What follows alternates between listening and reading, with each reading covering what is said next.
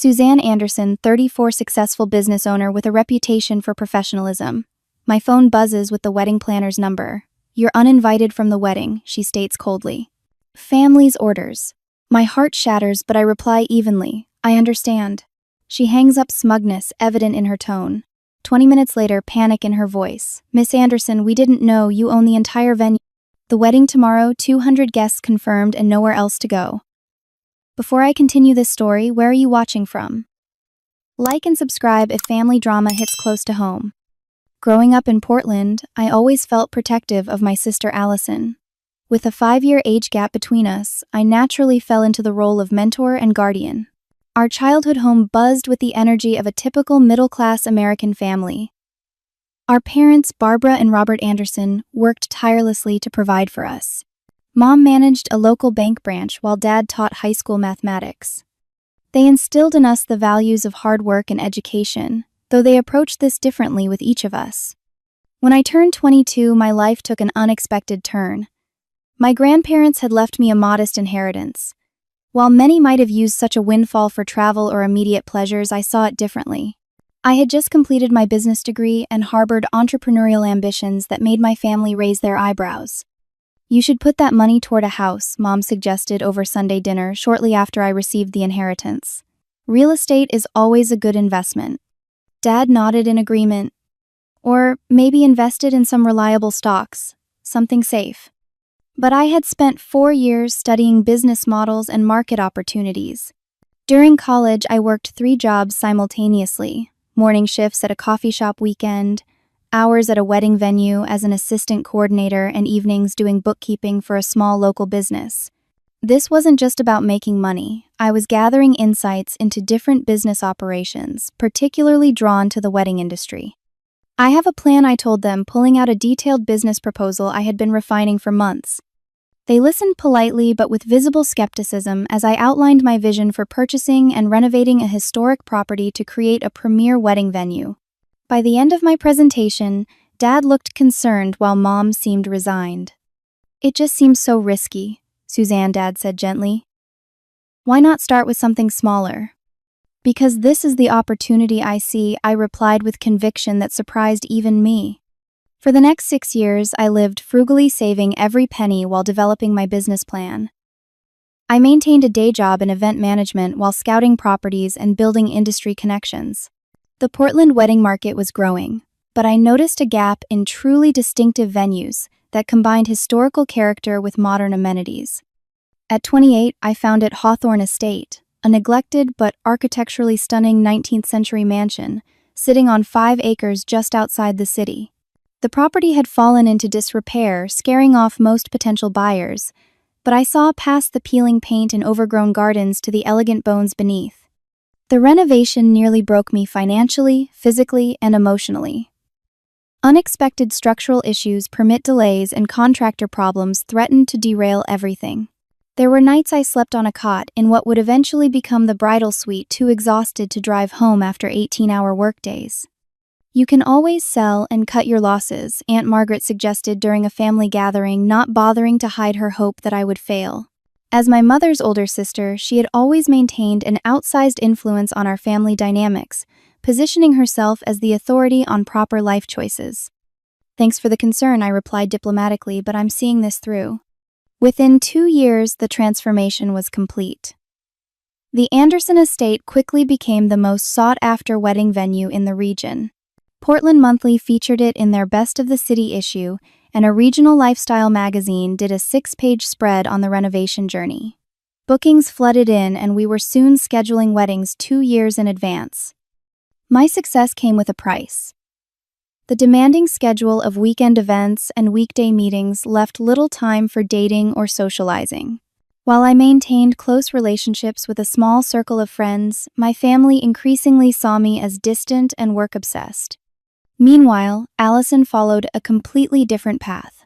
After earning a communications degree, she built a successful career in public relations, working with local businesses on their marketing strategies.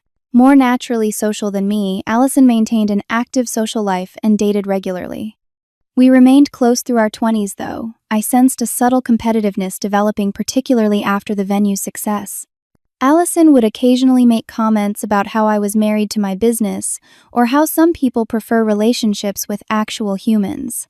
I brushed these off as sisterly teasing, not recognizing the underlying resentment taking root. Everything changed the Christmas after my 33rd birthday. Our family had gathered at our parents' home for our traditional holiday dinner, when Allison arrived glowing a striking diamond ring on her left hand. Nathan proposed, she announced, pulling a tall, handsome man forward. I had heard about Nathan Hayes over the past few months, but hadn't met him yet due to my packed schedule. He was 36, a successful real estate developer from a wealthy Portland family with connections throughout the Pacific Northwest. The room erupted in congratulations. Mom cried happy tears while Dad shook Nathan's hand vigorously. Aunt Margaret, who had joined us as she did every year, immediately took charge of exclaiming over the ring and asking about wedding plans. "I am so happy for you," I said, embracing my sister warmly, "and I have the perfect wedding gift. The estate is yours for your big day whenever you want it, whatever you envision. My contribution to making your day perfect." Allison hugged me tightly. "Really, that would be amazing. Your venue is exactly what I've always dreamed of." I noticed several reactions to my offer, Nathan's polite but reserved smile, Aunt Margaret's slight frown, and my mother's quick glance between her sister and her younger daughter. Something unspoken passed between them, but in the excitement of the moment, I dismissed it. Over the following weeks, I observed subtle changes in family dynamics. Allison became increasingly distant, often too busy with wedding preparations to return my calls. Mom would deflect my questions about wedding plans with vague responses about letting Allison handle things her way. Dad, always conflict-averse, buried himself in sports channels whenever wedding discussions arose.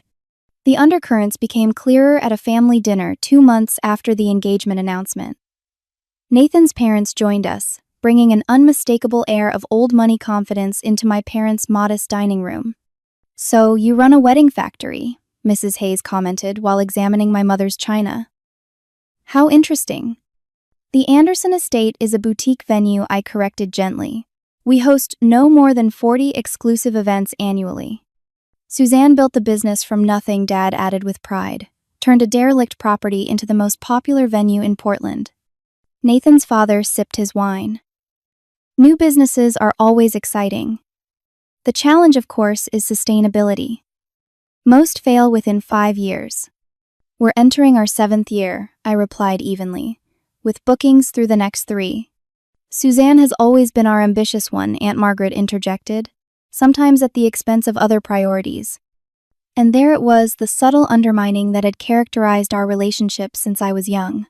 Margaret had never married or had children, instead building her identity around being the family matriarch and arbiter of proper behavior.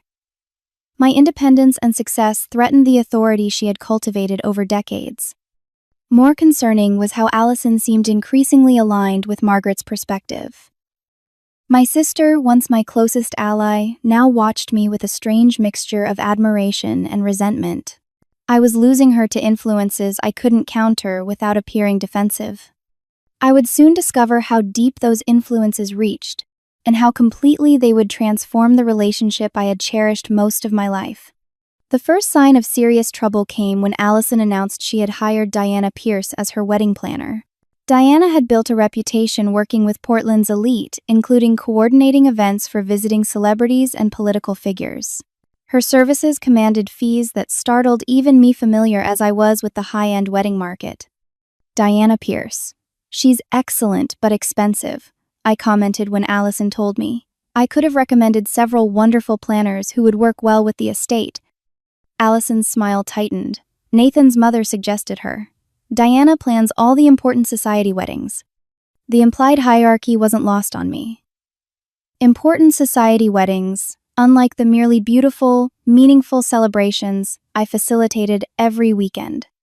Our initial consultation at the venue confirmed my concerns. Diana arrived 15 minutes late, dressed impeccably in a designer suit that probably cost more than most of my clients' wedding dresses. She barely acknowledged my greeting before beginning to critique the space. "These windows let in too much natural light," she said, gesturing toward the floor-to-ceiling windows that showcased panoramic views of the gardens. "We'll need custom draping to control the exposure." Most photographers actually love the natural light I offered. It creates beautiful, warm images without harsh flash. Diana glanced at me as though just remembering I was there. I believe I know what photographs well, Miss Anderson. We'll need the draping. Throughout the tour, she dismissed features that our clients consistently praised: the original hardwood floors too reflective, the crystal chandeliers competing with my design concept, and the historic architecture limiting our options. I maintained my professionalism despite the growing knot in my stomach. This was still Allison's wedding, and I wanted her day to be perfect, even if that meant accommodating a planner who treated my venue like an inconvenient canvas rather than the carefully restored historic property it was.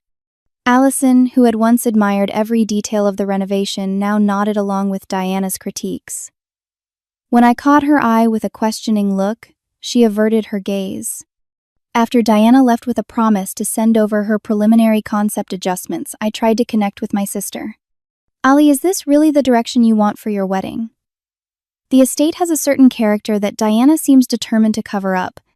Allison sighed. Susan, I know this place is your baby, but I need to create something unique for my wedding. Something that reflects Nathan and me, not just your vision.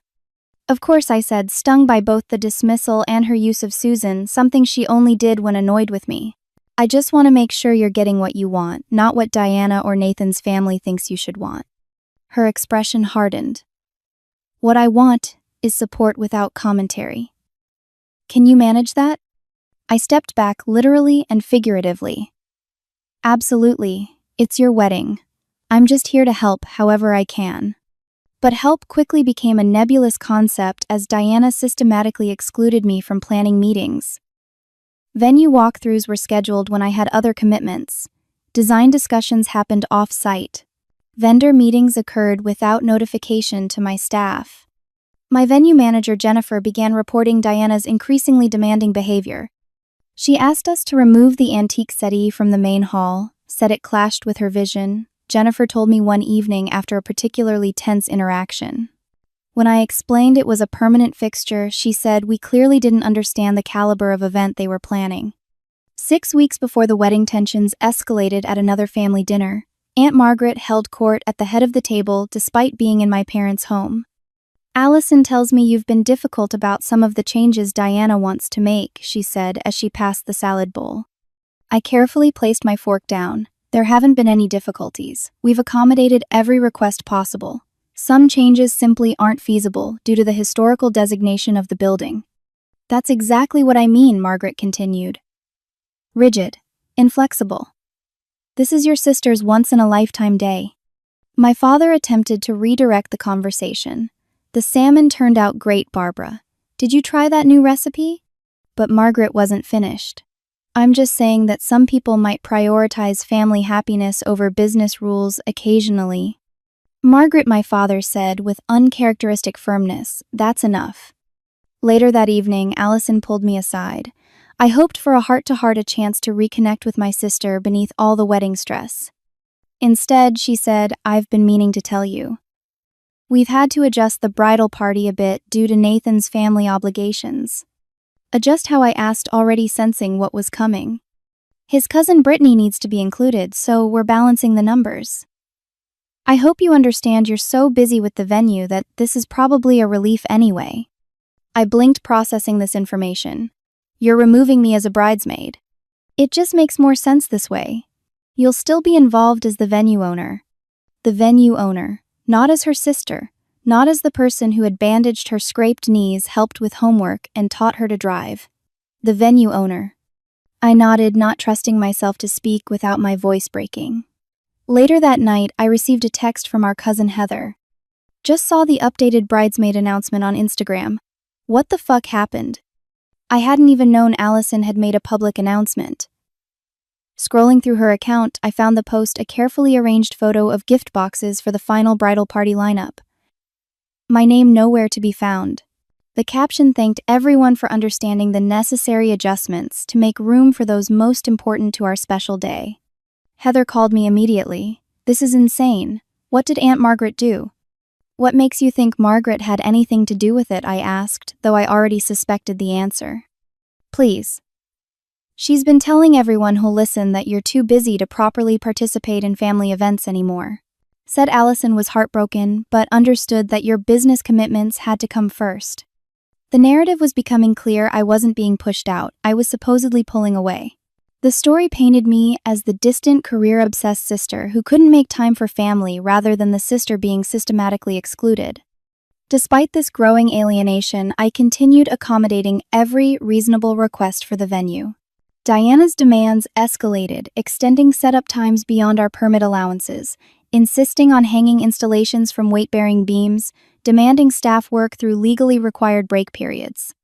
Each time, I found myself caught between maintaining professional standards and appearing like the difficult sister Margaret had portrayed me to be. Each concession I made seemed to invite 3 more demands. The final family gathering before the wedding occurred at my parents' home, ostensibly a casual barbecue to relax before the big day. I almost didn't attend, but I couldn't give Margaret more ammunition about my supposed absence from family functions.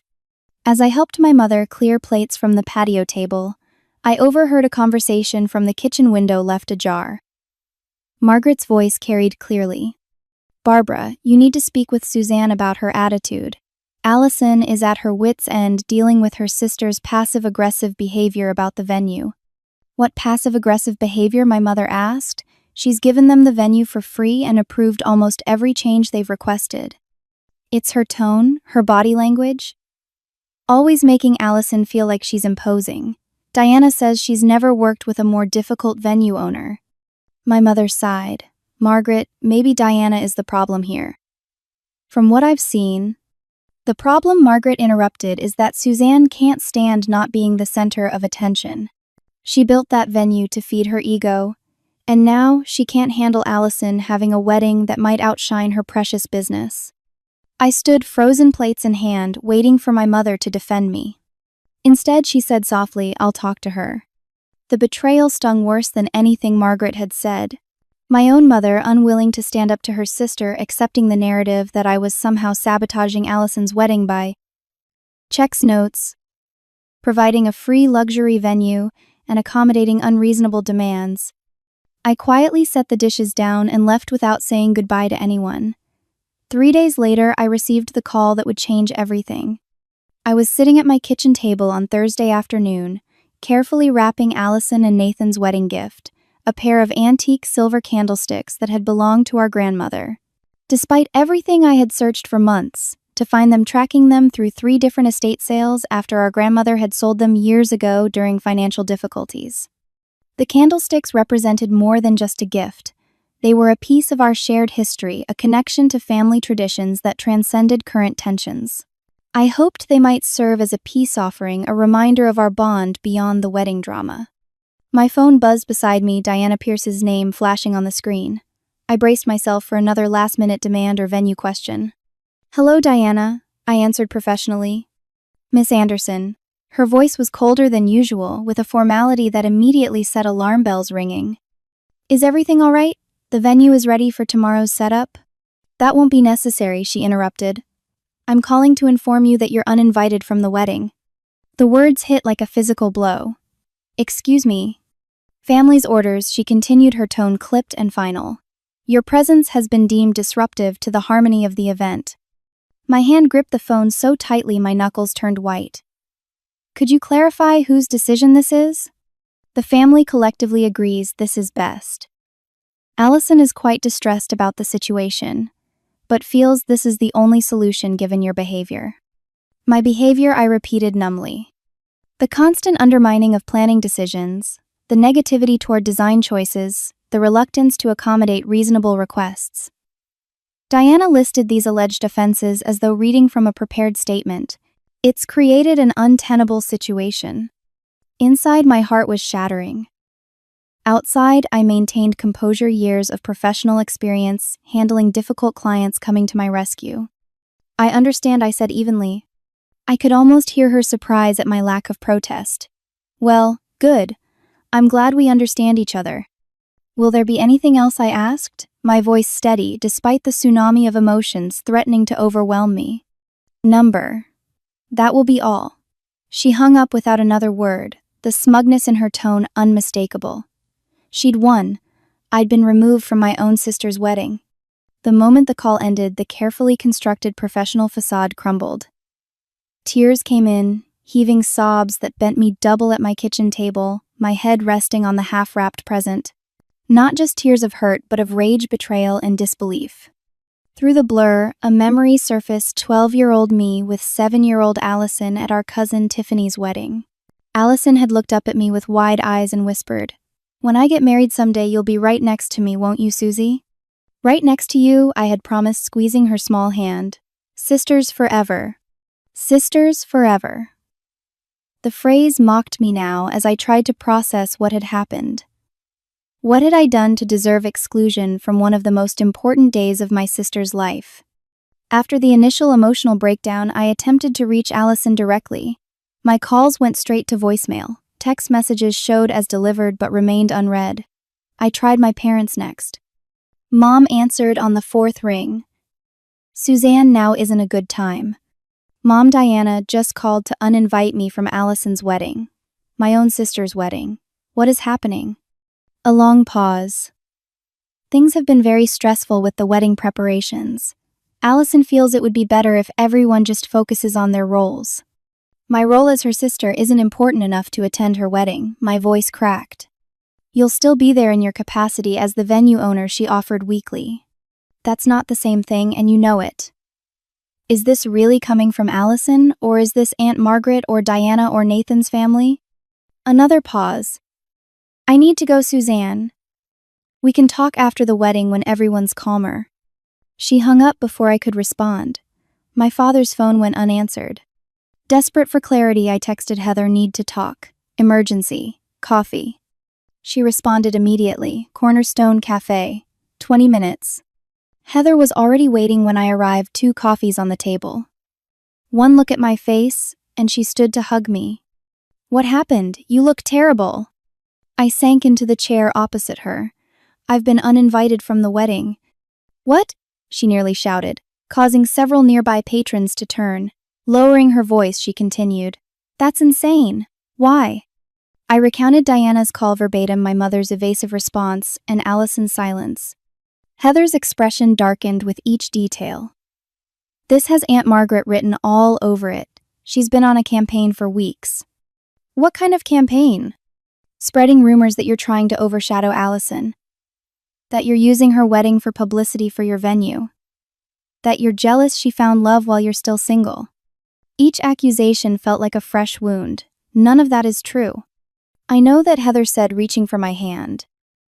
"But Margaret's been working on Allison since the engagement, playing on her insecurities. You know how Allison's always measured herself against you, your success, your independence? Margaret's convinced her that you'll somehow make the wedding about you. That's ridiculous.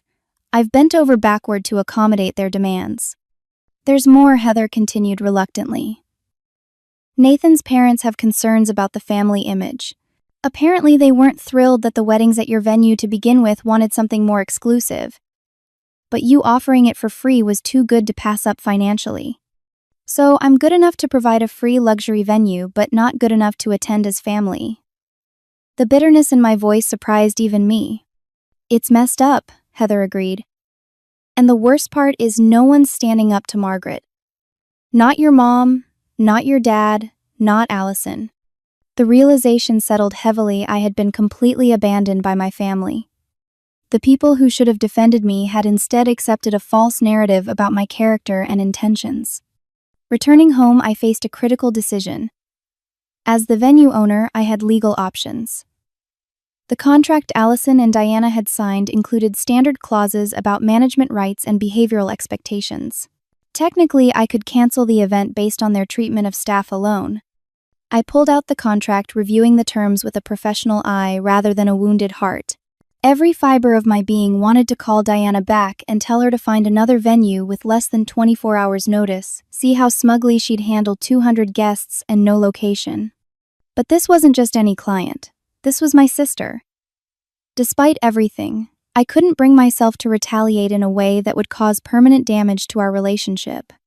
I spent the evening surrounded by childhood photo albums, tracing the history of our sisterhood through frozen moments, Allison and me, building sandcastles at the beach, helping her with science fair projects, celebrating her college graduation. Where had that connection gone? How had we reached this point of such complete disconnection? Around 11 that night, I made my decision. I wouldn't cancel the venue, but I wouldn't roll over either. There would be consequences for how I'd been treated, but they wouldn't include ruining Allison's wedding day.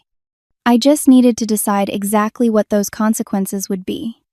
The next morning, I arrived at the estate earlier than usual. We had another event scheduled for Sunday, and I wanted to ensure everything was proceeding smoothly despite my emotional state.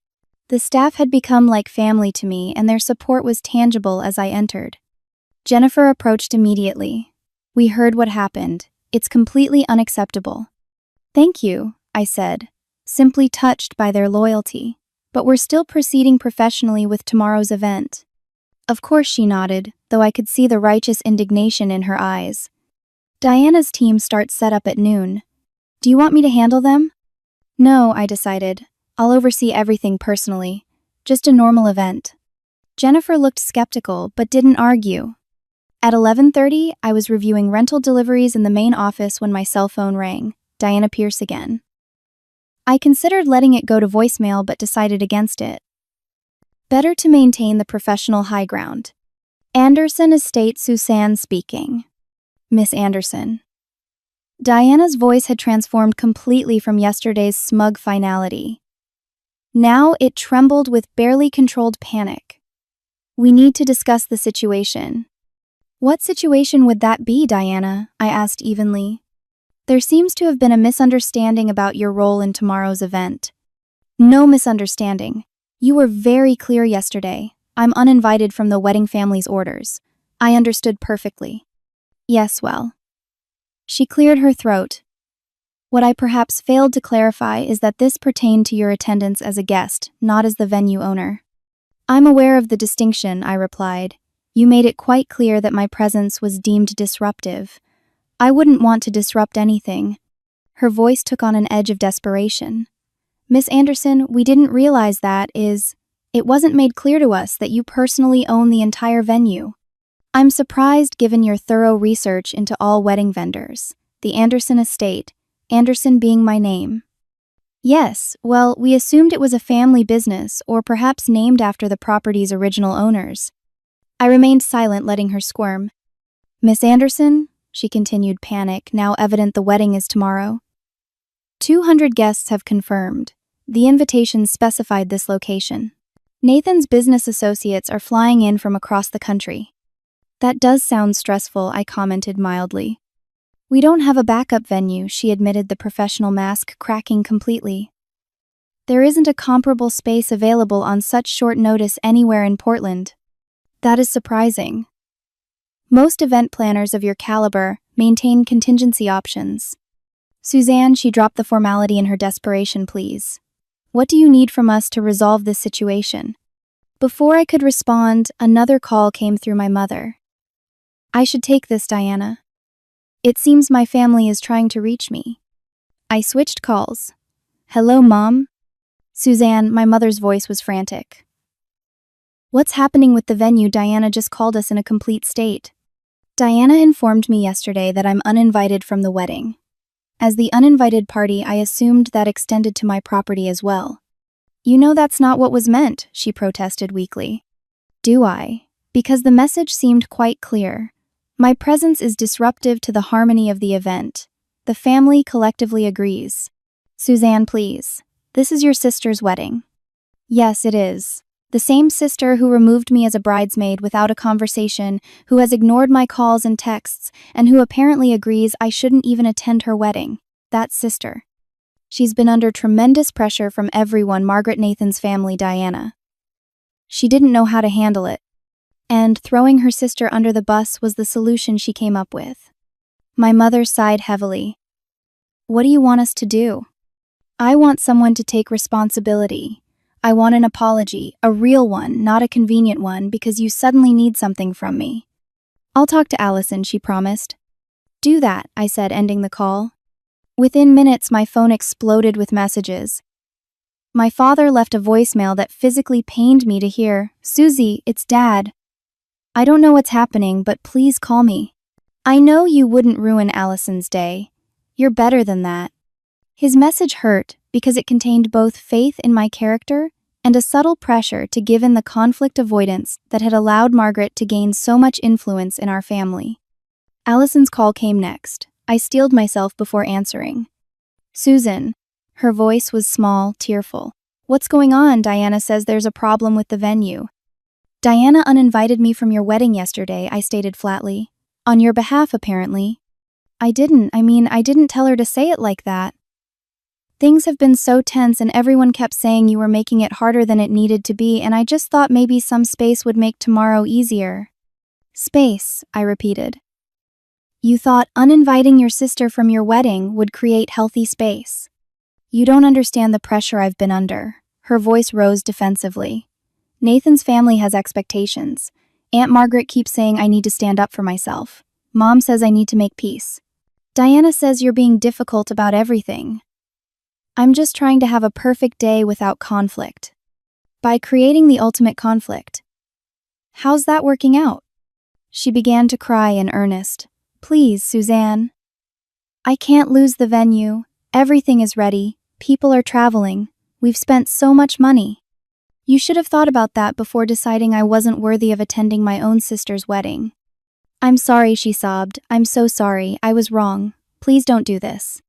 Her apology, while emotional, rang hollow, motivated by panic, rather than genuine remorse or understanding. I'll be in touch, I said, ending the call. Aunt Margaret's voicemail arrived next. Suzanne Anderson.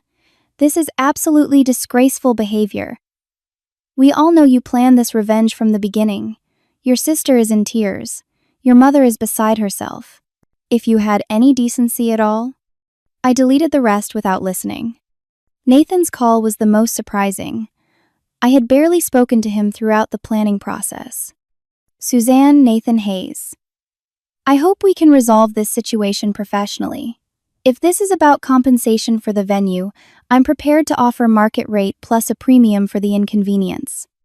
His approach, treating the situation as a business transaction rather than a family crisis, clarified exactly how he viewed me, not as Allison's sister but as a vendor creating complications.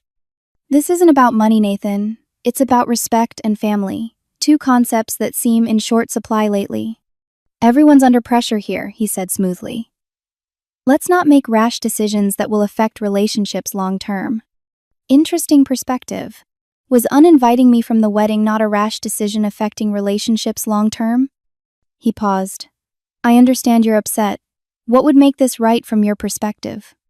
At least he was asking the right question, even if his tone suggested he was merely negotiating a business deal.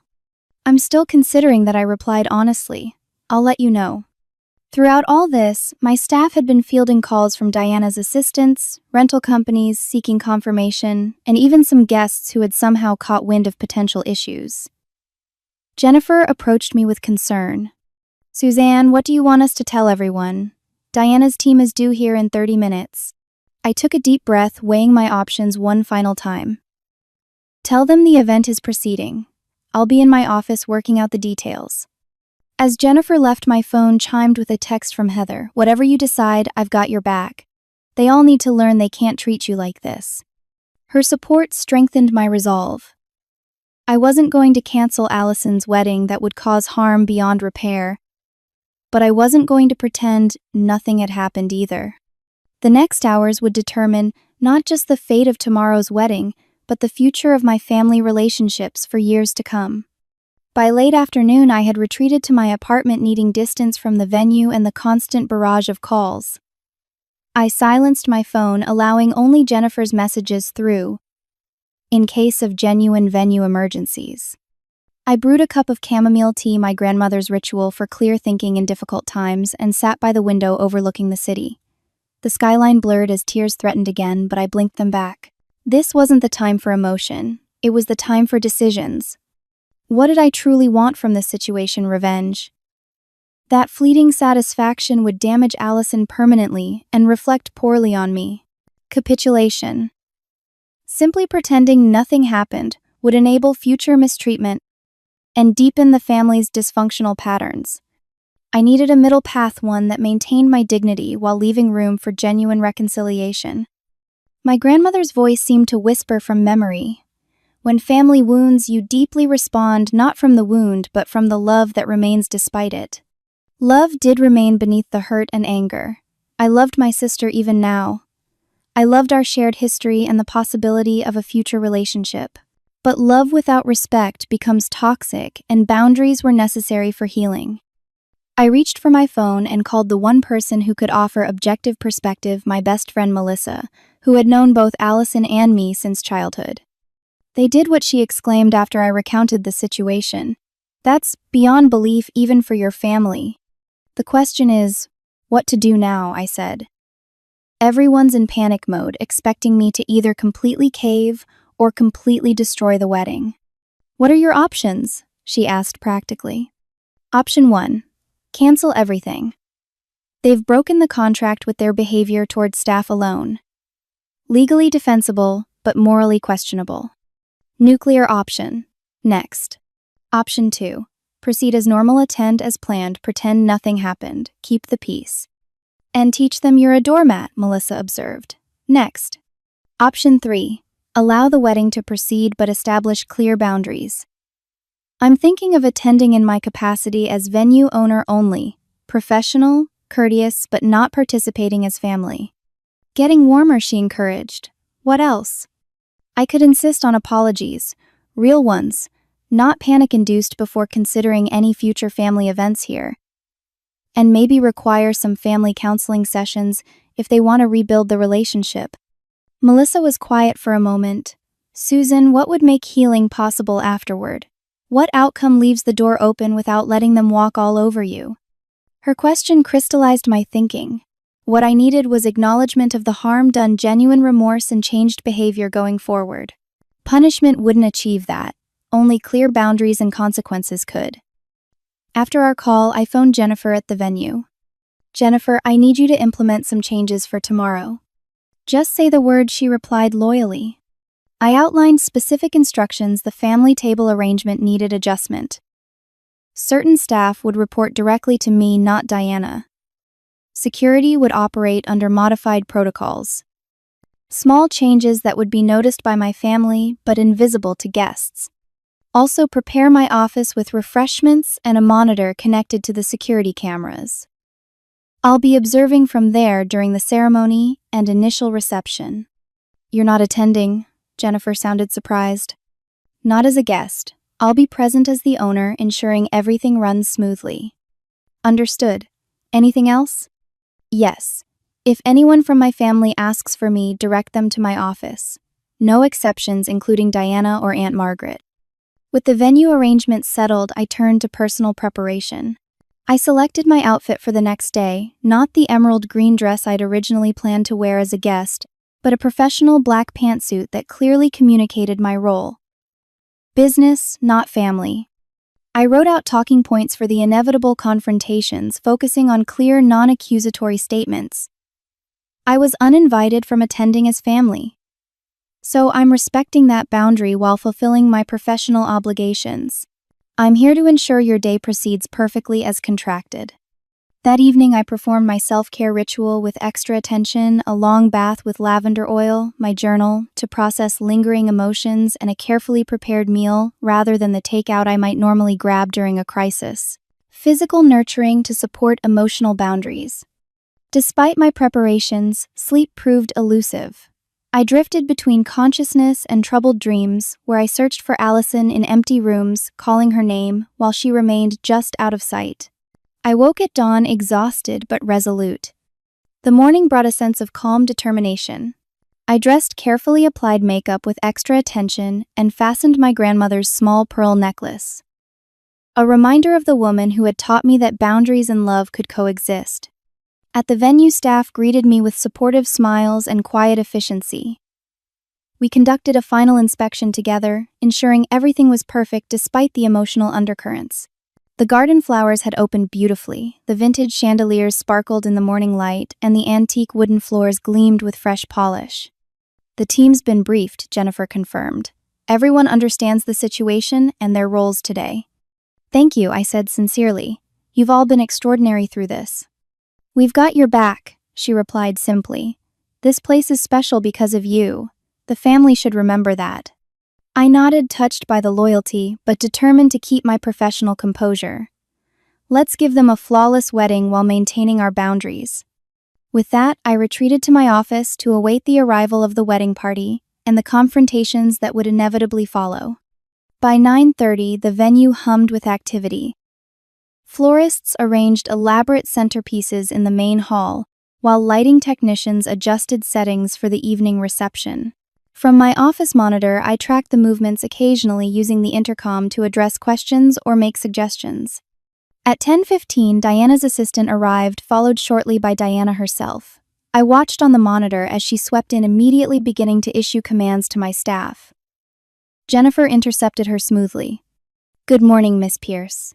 All preparations are proceeding according to schedule. Miss Anderson has approved the final arrangements. Diana's head snapped up. Miss Anderson is here? Of course. She's overseeing operations from the main office. She's asked that any concerns be directed there. Diana's face flushed. I see. She hesitated visibly before making her way toward my office, smoothing her expression into professional neutrality before knocking. Enter, I called. Diana stepped in her designer suit, as impeccable as always, though her eyes betrayed a night with little sleep. Suzanne. Thank you for continuing with the wedding arrangements. I'm a professional, Diana. The contract will be honored. I remained seated at my desk, not offering her a chair. She shifted uncomfortably. About yesterday's conversation? I believe that matter is settled, I interrupted. You delivered a message. I received it. I'm here today as the venue owner, not as family. That should resolve any concerns about my presence being disruptive. Allison didn't intend... Allison can speak for herself if she wishes to discuss it further. Now, is there a venue matter you need assistance with? Diana recognized the dismissal. Number. Everything seems to be in order. Excellent. Please ensure your team respects our staff and follows venue policies today. Any violations will result in immediate intervention. The implied threat was clear. I wouldn't hesitate to assert authority if pushed. She nodded stiffly and left. By 11, the bridal party began arriving. From my monitor, I watched the bridesmaids enter, chattering excitedly, until Jennifer directed them to the preparation suite. Their expressions became confused when they realized I wasn't with the group greeting them. My mother arrived at 11:30, immediately asking Jennifer about my whereabouts.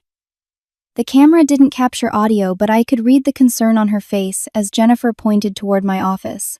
She started in that direction, but was intercepted by Aunt Margaret's arrival, pulling her attention away. At 11:45, my father appeared, separating himself from my mother and Margaret to approach my office directly. His knock was gentle, hesitant. Come in, Dad, I called, my resolve softening slightly at the sight of his worried face. Susie, he said, closing the door behind him, you're really doing this, hiding away in the office during your sister's wedding. I'm not hiding, Dad. I'm respecting the boundaries that were established yesterday when I was uninvited. He sighed heavily, taking the chair across from my desk. This has gotten completely out of hand. Your mother is beside herself. Allison is barely holding it together in the bridal suite. I'm sorry they're distressed, I said sincerely. But actions have consequences. I was explicitly uninvited from attending as family. I'm honoring that while fulfilling my professional obligations. Can't you set this aside just for today? For Allison's sake? I offered Allison this entire venue as a gift. I accommodated every unreasonable demand. I tolerated being removed as a bridesmaid without explanation. I accepted being excluded from planning. The one thing I won't do is pretend it's okay to be uninvited from my sister's wedding entirely and then welcome back only when it's convenient. He looked down at his hands. I should have stepped in sooner, should have stood up to Margaret years ago. Yes, you should have, I agreed gently. But today isn't about fixing decades of family dynamics. It's about me maintaining healthy boundaries while still ensuring Allison has a beautiful wedding. Will you at least consider joining the family for the reception later after the ceremony? We'll see, Dad. That depends on several conversations that haven't happened yet. He nodded, understanding. I love you, Susie. I'm proud of the woman you've become. I just wish. I know I interrupted, not wanting to break down. I love you too. Now go be with Allison. She needs her father today. He stood hesitated, then came around the desk to hug me tightly before leaving. Shortly after noon, a commotion appeared on the monitor. Aunt Margaret, dressed in an expensive lavender suit, was gesturing angrily at Jennifer, pointing repeatedly toward my office. Jennifer's posture remained professionally firm as she apparently refused whatever Margaret was demanding. I sighed, pressing the intercom button. Jennifer, please escort Miss Wilson to my office if she wishes to speak with me. Minutes later, Margaret burst through the door without knocking, face flushed with indignation. This is absolutely outrageous, she declared. You're ruining Allison's wedding with this childish behavior. I remained seated, expression neutral. Good afternoon, Aunt Margaret. What childish behavior would that be?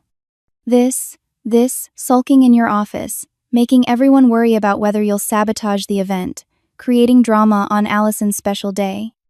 Interesting perspective. Yesterday, I was uninvited from attending my sister's wedding because my presence would supposedly be disruptive to the harmony of the event. Today, I'm being disruptive by not attending as instructed. Don't twist things, she snapped. No one said you couldn't come. I have Diana's exact words recorded in my call logs, Aunt Margaret. You're uninvited from the wedding. Family's orders. Quite explicit. Well, obviously that was a misunderstanding. No misunderstanding. It was very clear. I'm simply respecting the boundary that was established. Margaret's eyes narrowed. You're enjoying this, aren't you? Making everyone panic, asserting your power because you own this place. I'm not enjoying any of this, I replied evenly.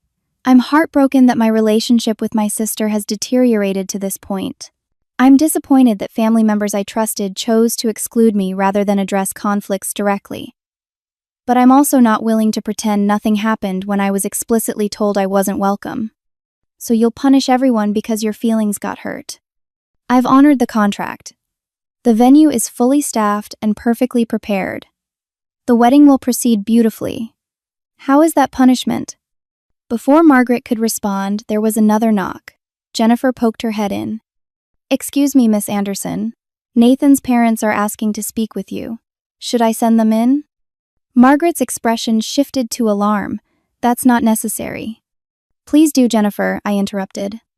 Mr. and Mrs. Hayes entered looking distinctly uncomfortable. Mrs. Hayes wore an expression of barely disguised disdain, while Mr. Hayes appeared more calculating. Miss Anderson, he began formally. We understand there's been some family misunderstanding. There's no misunderstanding, Mr. Hayes. I was uninvited from my sister's wedding yesterday. Today, I'm fulfilling my professional obligations as venue owner while respecting that decision. Mrs. Hayes's eyebrows rose. You were uninvited. We were told you had a scheduling conflict. I smiled thinly. How interesting. No, there was no scheduling conflict. Diana Pierce called explicitly to uninvite me at the family's request. The Hayes exchanged glances that spoke volumes. Whatever they had been told clearly didn't match reality. This is a private family matter, Margaret interjected. I'm sure we can— Excuse me, a new voice interrupted from the doorway. Allison stood there in her wedding dress, makeup streaked with tears. I need to speak with my sister. Alone. The room fell silent. After a moment, Mr. Hayes nodded. Of course, we should check on Nathan anyway. He ushered his wife out, followed by a reluctant Margaret who paused at the door. Allison, remember what we discussed? Out, Aunt Margaret, Allison said firmly. This is between Suzanne and me. When the door closed, we faced each other in silence. Allison looked beautiful despite the tears, her dress a classic A-line with delicate lace details that complemented her slender frame perfectly. You look stunning, I said softly. Don't, she replied, voice breaking. Don't be nice to me, I don't deserve it. Ollie, I let them uninvite you from my wedding, she interrupted, fresh tears spilling. My own sister. The person who taught me to ride a bike and helped me through my first breakup and loaned me rent money during my internship. How could I do that? The raw pain in her voice reached past my carefully constructed boundaries. You were under a lot of pressure. That's no excuse. She moved further into the office, sinking into a chair. I let Margaret poison everything. I let Diana bulldoze over your expertise. I let Nathan's family make me ashamed of where I came from. I was so focused on having the perfect society wedding that I forgot what actually matters. Her sincerity was unmistakable, the practiced phrases of social obligation replaced by genuine remorse. It hurt, I acknowledged simply. Being excluded from each decision, removed as bridesmaid without discussion, and finally uninvited completely, it felt like our entire history together meant nothing. It means everything, she whispered. I just got lost in trying to please everyone else. Everyone except me, I pointed out gently. Yes, she admitted. Because I knew you'd love me anyway. So you became the safe person to disappoint. She looked up, meeting my eyes directly. But that's terrible, isn't it? Taking advantage of the person who loves you most reliably. Her insight surprised me. This wasn't the defensive Allison of recent months, but my thoughtful sister breaking through the social pressure. What do you want to happen now, Allie? I asked. The guests are arriving. The ceremony starts in less than an hour. I want my sister back, she said simply. I want you beside me today, not just as the venue owner, as my sister, but I'll understand if that's asking too much after what I did. The vulnerability in her request was what finally reached me. Not demanding, not entitled, but hopeful, despite expecting refusal. It's your wedding day, I said finally. If you want me there as your sister, I'll be there. But we have a lot to work through afterward. She nodded eagerly. Yes, whatever you need. Family therapy, boundaries with Margaret, more direct communication, all of it. And Diana? I raised an eyebrow. Allison grimaced. She's fired after today. I should have listened to your recommendations for planners in the first place. For the first time in weeks, I felt a genuine smile form. Better late than never, I suppose. Allison stood smoothing her dress. Will you help me fix my makeup before guests arrive? Like you used to do before my high school dances? Of course, I said, rising to join her. We weren't fully healed. That would take time, honest conversations, and changed behavior. But as we walked together toward the bridal suite, I felt something shift between us, a foundation for rebuilding what had been damaged. The ceremony would proceed more authentic now than the picture-perfect society wedding Diana had envisioned. And I would be there not just as the venue owner, but as family, with all the complexity, pain, and love that entailed. The wedding ceremony proceeded beautifully. From my position in the second row beside my father, I watched Allison and Nathan exchange vows beneath the garden pergola, sunlight filtering through wisteria vines. My mother sat beside me, squeezing my hand occasionally, words still insufficient but the gesture meaningful. Aunt Margaret maintained a careful distance, her influence visibly diminished by Allison's direct confrontation. The Hayes family, now aware of what had actually transpired, treated me with newfound, if somewhat uncomfortable, respect.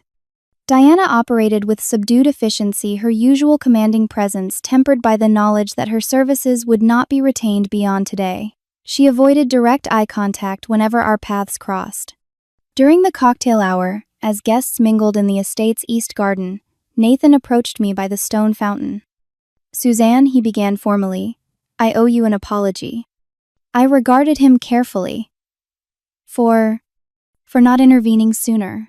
For allowing family pressure to override what should have been Allison's decision. For treating your relationship with my future wife as a problem to be managed rather than a bond to be respected. His apology was precise and specific, qualities I appreciated in business, and found surprisingly meaningful in this personal context. What changed your perspective? I asked. He considered the question seriously, seeing Allison today, truly seeing her.